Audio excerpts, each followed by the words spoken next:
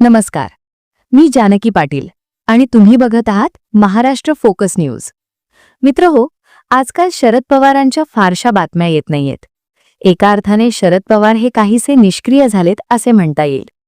मध्यंतरी ज्या 10 नगरपालिका नगरपरिषदांच्या निवडणुका झाल्या त्यानिमित्ताने सुद्धा त्यांच्या पक्षातर्फे या निवडणुका आपापल्या पातळीवर लढवल्या जात असताना त्याच्या प्रचारासाठी सुद्धा शरद पवार गेले नाहीत. तेव्हा एक शरद पवारांचा उल्लेख आला. बाकीच्या महाराष्ट्राच्या राजकारणामध्ये आजकाल जवळजवळ शरद पवारांकडे सगळ्याच माध्यमांनी पाठ फिरवलेली दिसते. पण शेवटी मी कितीही शरद पवारांचा टीकाकार असलो तरी एक मुरब्बी आणि अनुभवी राजकारणी म्हणून शरद पवारांविषयी माझ्या मनातला आदर कायम आहे. आणि म्हणून शरद पवारांसारख्या दुष्ट राजकारणी जेव्हा वेगवेगळी विधाने करत असतो ती मी अत्यंत गंभीरपणे घेतो. आणि त्याच वेळेला शरद पवारांकडून एखादी पाचकळ किंवा पानसट अशी कॉमेंट आली किंवा मतप्रदर्शन झालं तर त्याचाही यथेच्छ समाचार घेत असतो.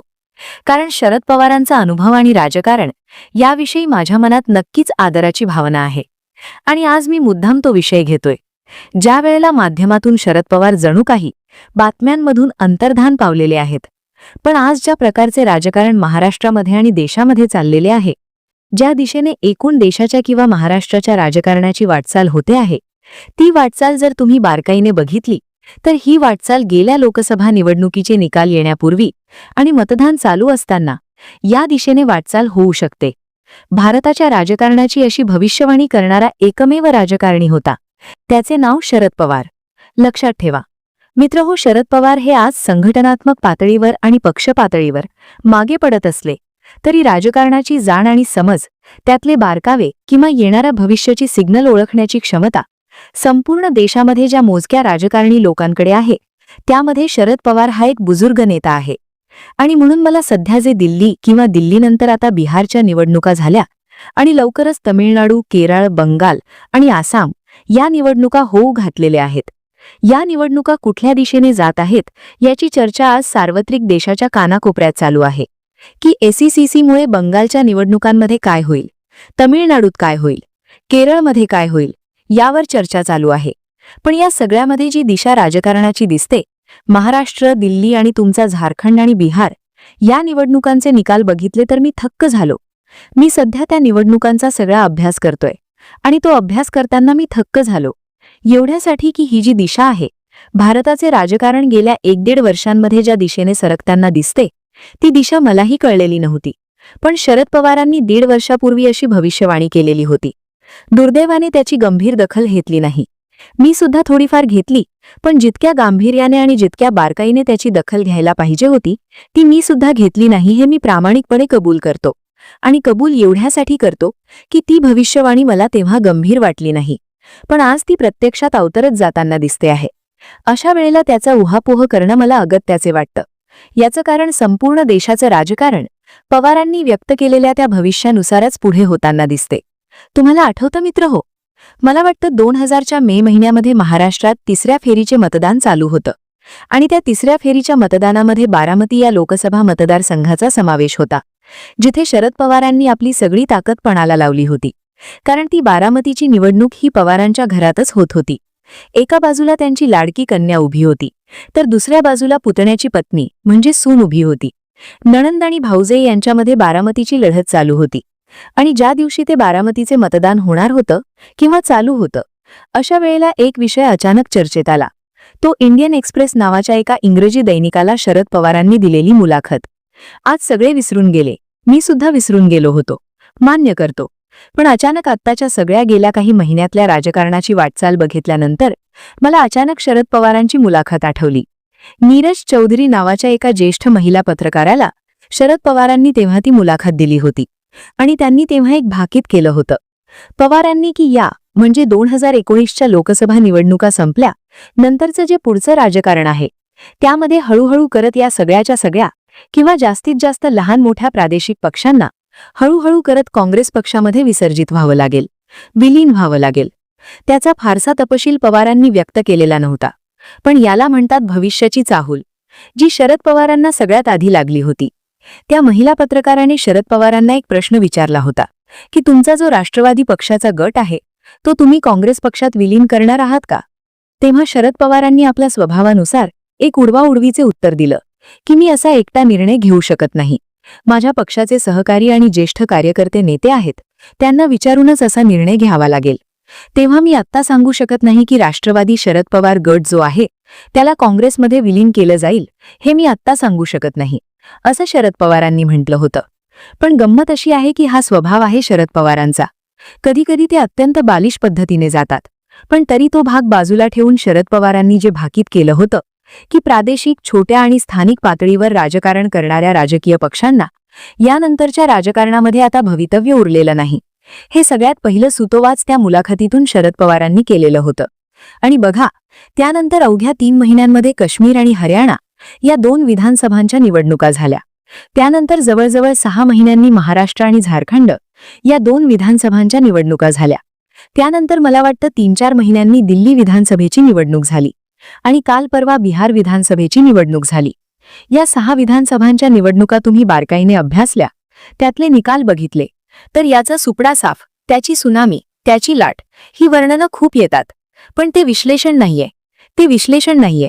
कारण बिहारमध्ये सुद्धा जितके आमदार निवडून आले त्या बळावर राष्ट्रीय जनता दल किंवा आरजेडी आणि काँग्रेस यांची गणना होऊ शकत नाही. एनडीए अलायन्सला जितकी मतं मिळाली त्यापेक्षा भले 10% कमी मतं इंडिया अलायन्सला मिळालेली असतील, पण आरजेडी हा सर्वाधिक मते मिळवणारा बिहारचा पक्ष आहे. भाजपचे सगळ्यात जास्त आमदार आले, पण तरी 3ऱ्या क्रमांकावर असलेला आरजेडी आहे त्याला भाजपपेक्षा 2% मतं जास्त आहेत. महाराष्ट्रात सुद्धा आपण बघितलं तर प्रचंड मोठं बहुमत महायुतीला मिळालं, पण महायुतीची मतांची संख्या जवळजवळ 80%वर गेलेली असली तरी एनडीए अलायन्स म्हणून जे उभा मोठा राष्ट्रवादी शरद पवार गट आणि काँग्रेस या तिघांना मिळालेली मतं सुद्धा 35%च्या घरात आहेत. दोघांमध्ये 30%चा फरक आहे. म्हणजे त्या पक्षाचे आमदार किती आले याकडे आपण बघतो, पण त्या पक्षांचा आजही पाठपुरावा करणारा मतदार मोठ्या संख्येने आहे. जसा बिहारमध्ये काँग्रेसचा फार मोठा बेस नाही आणि दिल्लीत पण नाहीये, पण महाराष्ट्रामध्ये काँग्रेसचा मोठा बेस आहे. 12%च्या आसपास एकट्या काँग्रेसची मतं आहेत, 10%च्या आसपास तुमच्या उद्धव ठाकरेंची मतं आहेत आणि त्या 3 पक्षांना एकत्र केलं तर 40 ते 50% मतं होतात. त्यामुळे त्याला सुपडा साफ म्हणणं हा शुद्ध मूर्खपणा आहे. त्या पायावर उभं राहून त्यांनी सिरियसली पक्षाची संघटना बांधणी केली तर त्यांना परत एकदा उसळी मारून आपला पक्ष मोठा करता येईल. पण त्यासाठी जो संयम पाहिजे, मेहनत पाहिजे, त्याची तयारी पाहिजे, त्याचा मागमूस ना शरद पवार गटात दिसतो, ना उभा शिवसेनेत दिसतो, काँग्रेस पक्षात दिसतो. पण मुद्दा शरद पवारांच्या भविष्यवाणीत आहे. शरद पवारांच्या भविष्यवाणीत एक गोष्ट जी समोर आली आहे ती प्रत्यक्षात होताना दिसते आहे. म्हणजे महाराष्ट्राच्या निवडणुकांच्या निकालांकडे आपण बारकाईने बघितलं तर तिथे शरद पवार गट, उभा शिवसेना हे 2 प्रादेशिक पक्ष आहेत आणि काँग्रेस हा राष्ट्रीय पक्ष आहे. हे 3ही पक्ष जर काँग्रेस म्हणून एकत्र असते तर त्यांची मतांची टक्केवारी ही 30च्या पुढे जाते आणि मग त्यांच्या टक्केवारीमध्ये काँग्रेसच्या राष्ट्रीय पक्ष म्हणून त्यांच्यासमोर उभा ठाकलेला कुठचा आहे? राष्ट्रीय पक्ष तर भारतीय जनता पक्ष आहे. भारतीय जनता पक्षाला जवळजवळ 25 ते 30% मतं आहेत. पण एकनाथ शिंदे आणि अजितदादा या दोघांचे पक्ष सोबत घेऊन त्याला एवढी मोठी मजल मारता येते. पण जर उभा मोठा आणि शरद पवार गटासकट काँग्रेस हा एक पक्ष एक म्हणून उभा राहिला तर त्याला मिळालेली मतं भाजपपेक्षा अधिक आहेत. आणि शरद पवार जे म्हणतात की उभा मोठा आणि शरद पवार गट हा काँग्रेसमध्ये विलीन झाला तर तो एकट्या भाजपला राष्ट्रीय पक्ष म्हणून महागात पडू शकतो. आणि त्यामुळे शरद पवारांनी सांगितलेली जी भविष्यवाणी आहे की प्रादेशिक छोट्या पक्षांना काँग्रेसमध्ये विलीन व्हावं लागेल, ते किती बरोबर आहे हे अगदी महाराष्ट्रातली आकडेवारी आपल्याला दाखवते. अर्थात ते होईल का नाही होईल हा वेगळा विषय आहे, पण ते नाही झालं तर मग हळूहळू तो मतदार शरद पवार गट किंवा उभा शिवसेनेला सोडून काँग्रेसकडे वळू शकतो. कारण काँग्रेस हा राष्ट्रीय पक्ष आहे, जी गोष्ट इतर अनेक ठिकाणी घडताना दिसली. भाजप सुद्धा जनता दल वगैरे सारखाच एक पक्ष होता. 3-4 राज्यांमध्ये त्याची ताकद बरी होती. पण हळूहळू करत इतर प्रादेशिक पक्षांचा काँग्रेस विरोधी मतदार हा भाजपकडे पोलराईज होत गेला, ध्रुवीकरण होत गेला आणि भाजपची देशव्यापी ताकद वाढली.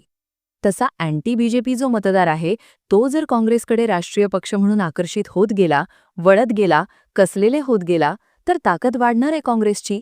आणि ती गोष्ट शरद पवारांनी आपल्या भविष्यवाणीत सांगितलेली आहे. आता आपण थोडा आणखी सूक्ष्म पातळीवर जाऊ. महाराष्ट्राच्या विधानसभा निवडणुकीचा सगळ्यात मोठा धक्का हा महाविकास आघाडीला बसलेला नाही. बच्चू कडू यांचा एक पक्ष अमरावती वगैरे 2-3 जिल्ह्यात फिरत आहे, प्रहार किंवा काहीतरी. इकडे वसई, विरार, पालघर, ठाणे या परिसरामध्ये हितेंद्र ठाकूर यांचा बहुजन विकास आघाडी नावाचा पक्ष आहे. त्यालाही दणका बसलेला आहे. तसाच किरकोळ छोटे छोटे पॉकेट असलेला प्रकाश आंबेडकरांचा वंचित बहुजन आघाडी नावाचा पक्ष आहे. तसाच तुमचा राज ठाकरे यांचा महाराष्ट्र नवनिर्माण सेना नावाचा एक पक्ष आहे, जो ठराविक पॉकेट असलेला आहे. हे सगळे छोटे पक्ष आहेत. त्यांना गेल्या विधानसभा निवडणुकीमध्ये असला जबरदस्त तडाखा बसला की त्यांची मतांची टक्केवारी घसरत घसरत नको तितकी खाली आलेली आहे. तेवढी ती उभारा शिवसेना किंवा शरद पवार गटाची नाहीये, पण त्यांची मतं घटलेली आहेत. पण काँग्रेसची मतं घट्ट आहेत. आणि त्यामुळे मतदार ज्या दिवशी आपण बिहारकडे बघितलं किंवा आपण हरियाणाकडे बघितलं, हरियाणामध्ये आधीच्या विधानसभेमध्ये आयन मेलेडी इंडियन नॅशनल लोकदल नावाचा जो पक्ष होता, त्या पक्षाचा दुष्यंत चौटाला यांना सरकार बनवताना सोबत घेऊन भारतीय जनता पक्षाने त्यांना उपमुख्यमंत्री केलं होतं. पण शेवटच्या वर्षात त्यांनी आणीबाजी केली आणि सरकार पाडले. बाकीचे जे काही डाव खेळले त्यामुळे त्यांचाही मतदार घटला. आणि हरियाणाची सगळी निवडणूक ही भाजप विरुद्ध काँग्रेस अशी झाली. आणि त्यामध्ये दुष्यंत चौटाला नावाचा जो पक्ष होता, तो पार सुपडा साफ होऊन गेला. स्वतः दुष्यंत चौटाला सुद्धा निवडून येऊ शकले नाहीत. दुसरीकडे आम आदमी पार्टीसुद्धा थोडंफार काहीतरी हरियाणामध्ये करत होती. त्यांची सगळीच्या सगळी जवळजवळ 2 जागा सोडून डिपॉझिट गेली. नेमकी तीच गोष्ट तुम्ही दिल्लीमध्ये बघू शकता. भाजप आणि त्याच्यासमोर प्रादेशिक पक्ष म्हणून आम आदमी पार्टी उभी होती. ती टिकली, पण हळूहळू करत काँग्रेसकडे मतांचा झुकाव दिसू लागलेला आहे. आणि जर तुम्ही बिहारमध्ये बघाल तर बिहारमध्ये जे छोटे छोटे पक्ष अरेरावी करत होते त्यांना सुद्धा दणका बसलेला आहे. आणि म्हणून हळूहळू पवारांनी जी भविष्यवाणी केली होती त्या भविष्यवाणीचा आधी सुस्पष्ट अर्थ मला असा लागतो की हळूहळू करत देशाचं राजकारण हे बायपोलर म्हणजे द्विपक्षीय राजकारणाकडे जात आहे. एकतर तुम्ही या बाजूचे आहात किंवा तुम्ही त्या बाजूचे आहात. तुम्ही 5, 20, 25 आमदार निवडून आणणार, मग कधी हे सरकार पाडणार, मग इकडे येणार, हे सरकार पाडणार. हा जो उद्योग आहे हा मतदाराला आता नको आहे. मतदार कोणत्या तरी एका बाजूला सुस्पष्ट कौल देतो, बहुमत देतो आणि सत्तेवर बसवतो. आणि त्या सरकारने चांगलं केलं नाही तर पुढच्या वेळेला त्याला घरी बसवतो. आणि ज्यांनी प्रामाणिकपणे त्या सरकारच्या पापपुण्याच्या सगळ्या गोष्टींचा हिशोब घेत विरोधी राजकारण उत्तम रीतीने केलेलं आहे, त्याला मतदार थेट सत्तेत आणून बसवतो. या प्रकारचं राजकारण आता झालेलं आहे, ज्याला आपण बायपोलर म्हणतो. इंग्रजीमध्ये किंवा मराठीमध्ये त्याला द्विपक्षीय म्हणतात. त्यामुळे जे प्रादेशिक पक्ष आहेत त्यांनी त्या त्या राज्यापुरते भाजपविरोधी राजकारण करायला हरकत नाही. पण तुम्ही एक राज्यातला एक प्रादेशिक पक्ष आहात आणि इतर राज्यांमध्ये तुम्हाला स्थानसुद्धा नाही, अशा वेळेला जी तुम्ही लुडबुड करता ती सहन केली जाणार नाही. त्यामुळे सरकार अस्थिर होऊन, शासन व्यवस्था अस्थिर होऊन चालणार नाही. हे मतदार राजकीय नेत्यांना आणि पक्षांना शिकवू लागलेला आहे. आणि म्हणून बिहारच्या निवडणुकीत तुम्ही बघाल तर left front, Marxist, Lenin, communist Marxist असे जे पक्ष होते त्यांचाही सुपडा साफ झालेला आहे. फक्त भाजपाला मिळालेलं यश बघून का इतर पक्ष धुतले गेले, तर का धुतले गेले हे बघा. आणि ही भविष्यवाणी 1.5 वर्षापूर्वी शरद पवारांनी केली होती. येऊ घातलेल्या राजकारणाचा सुगावा त्यांच्यासारख्या धुरंधर राजकारण्याला योग्य वेळी लागतो हे त्यातून सिद्ध होतं. पण दुर्दैव बघा, पोटदिडकीने तो शरद पवारांच्या नसलेल्या गुणांचं गुणगान करणारे जे पत्रकार आहेत त्यांना आज शरद पवारांची भविष्यवाणी खरी ठरते याचं कौतुक करावंसं वाटत नाही, त्याचा उहापोह करायची इच्छा नाही. हे शरद पवारांचं दुर्दैव आहे की त्यांनी चमचे भाट स्तुतिपाठक गोळा केले, पण शरद पवारांचे निष्ठेने अभ्यास करणारी माणसं त्यांनी जवळ केली नाहीत. आणि म्हणून माझ्यासारख्या पवारांच्या कडव्या टीकाकाराला पवारांच्या या भविष्यवाणीचा संदर्भ घेऊन येऊ घातलेल्या राजकारणाची दिशा कशी पवारांनाच कळली होती याचा उहापोह करावा लागला. खरं तर पवारांचे चाहते पत्रकार आहेत, त्यांनीही पवारांची भविष्यवाणी घेऊन यावर चर्चा घडवल्या पाहिजेत.